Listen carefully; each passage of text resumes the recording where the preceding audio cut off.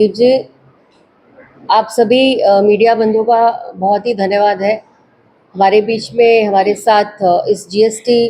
के जो रिफॉर्म्स हुए हैं उस पे बात रखने के लिए हमारे आदरणीय विधायक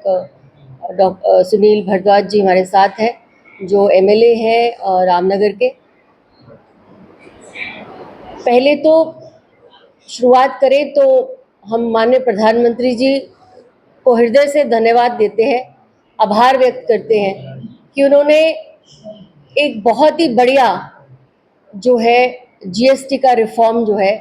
वो दिया है। पूरे देश के लिए एक उत्साह का माहौल है और पूरे देश के लिए एक ऐसा टैक्स रिफॉर्म है जो आम व्यक्ति को, जो आम शहरी को, जो आम उपभोक्ता को, जो आम युवा को, जो आम किसान को, जो आम एमएसएमई के प्रोडक्ट्स बनाने वाले को, किसान ने जो अपने प्रोडक्ट्स यूज कर रहे हैं उनको एक राहत देने वाला जो है एक जीएसटी रिफॉर्म जो है, जिसका नाम हमने दिया है next gen GST reform.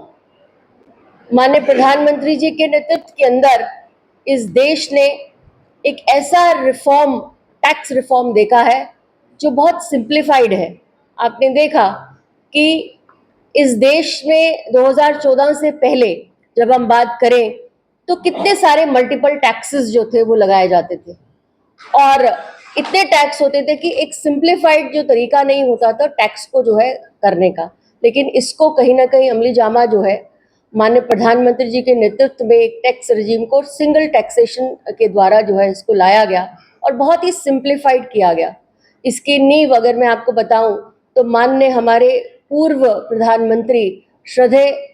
Bharat Ratna Atal Bihari Vajpayee ji ने इसको शुरुआत की थी। उसकी नींव पत्थर 2000 में रखा गया था, जब उन्होंने एक टास्क फोर्स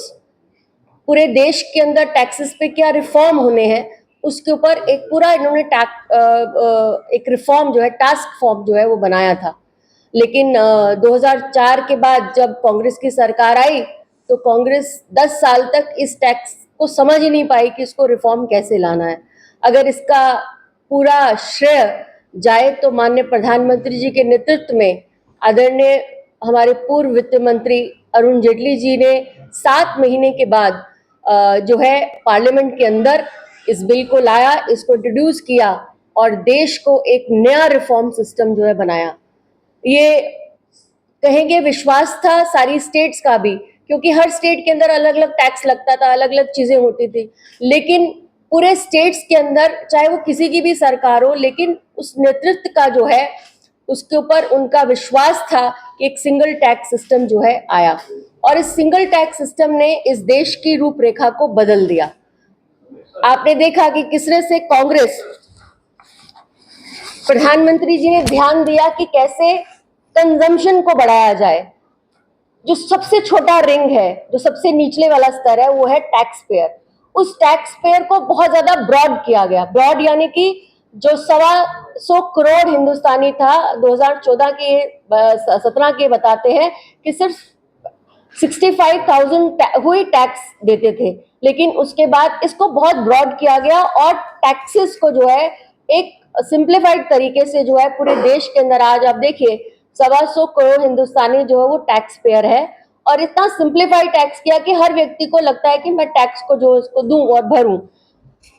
उन्होंने कंजम्पशन को इंक्रीज किया, जबकि कांग्रेस की सरकारों के अंदर अगर हमने देखा था तो वो क्रेडिट ड्रिवन जो उनका दृष्टिकोण होता था कि हमें क्रेडिट लेना है, तभी हमने देखा कि बहुत सारी एनपीए, हाई एनपीएस हुई, हाई इन्फ्लेशन हुआ। लेकिन माननीय प्रधानमंत्री जी जब ने इसने टैक्स का रिफॉर्म किया तो टैक्स की संख्या को बढ़ाने पर उनका केंद्र था कि टैक्स की जो टैक्स पेयर्स की संख्या है उसको अगर बढ़ा दी जाए तो वो एक टेपरिंग वे में ऊपर जाकर जो है कहीं ना कहीं टैक्स का रिफॉर्म आएगा और कहीं ना कहीं उपभोक्ता को जो है उसको जो है बहुत रिलीफ मिलेगा। मैं आपके माध्यम से ये भी बताना चाहती हूँ कि 2019 में भी माननीय प्रधानमंत्री जी के नेतृत्व के अंदर जो 12 लाख का कैपिंग दिया गया, आप सोचिए कि कांग्रेस की सरकार जब 2014 में हमें छोड़ के गई, जब हमने नेतृत्व माननीय प्रधानमंत्री के नेतृत्व में ये संभाला, वो पहले 1.5 लाख का जो है कैप जो था वो उसको जो है टैक्स फ्री किया गया था। लेकिन आज जो आम व्यक्ति है उसका जो 12 लाख अगर उसकी जो आय है, साल की आय है, उसके ऊपर उसको जो है टैक्स को जो है बिल्कुल खत्म कर दिया गया। ये बहुत बड़ी आम मध्यम वर्ग के व्यक्ति के ऊपर एक बहुत बड़ा बर्डन जो है उन्होंने उतारने की कोशिश की है। यही नहीं, हमने देखा है कि किस तरह से अभी का जो टैक्स रिजीम आया है वो एक नए आधुनिक युग की शुरुआत है। उसके अंदर हमने देखा कि माननीय प्रधानमंत्री जी की जो एसेंशियल कमोडिटीज हैं, जो बहुत यूज आम मर्रा की जो चीजें हैं, उसको किस तरह से उसकी कैपिंग जो है कम कर दी गई, उसके टैक्सेशन कम कर दिया गया। बहुत सारे ऐसे प्रोडक्ट्स थे जो 12 वाले ब्रैकेट में आते थे। कम से कम 99 ऐसे प्रोडक्ट्स थे, सामान थे, 99% ऐसे सामान थे जिनको, और खासकर जो 28 वाला जो ब्रैकेट है उसके अंदर 90% ऐसे जो सामान थे उसकी जीएसटी को कहीं ना कहीं घटा दिया गया, कहीं ना कहीं उसकी कटौती की गई। यही नहीं, आने वाले समय के अंदर आप देखेंगे कि 22 जो सितंबर है, जो पहला नवरात्रा है, और एक महीना पड़ा है त्योहारों को मनाने के लिए, दिवाली का गिफ्ट आम व्यक्ति की पॉकेट में अगर किसी ने दिया है तो माननीय प्रधानमंत्री श्री नरेंद्र भाई मोदी जी ने दिया है। हम धन्यवाद करते हैं कि उन्होंने एक बहुत बड़ा एक ऐसा टैक्स रिजीम हमारे सामने लाया कि जो बहुत एसेंशियल कमोडिटीज है, महिलाओं के सामान में काम आने वाली सामान है, रोज की मर्रा की जिंदगी के अंदर जो वो हाउस होल्ड के अंदर सामान उपयोग करती है, जो शैम्पूज है, हर चीजें, उसकी कैपिंग को जो है उन्होंने कम किया, उसके टैक्स को उन्होंने कम किया। इसी तरह आप एसेंशियल कमोडिटीज के अंदर आप ये देखें, जो युवा जो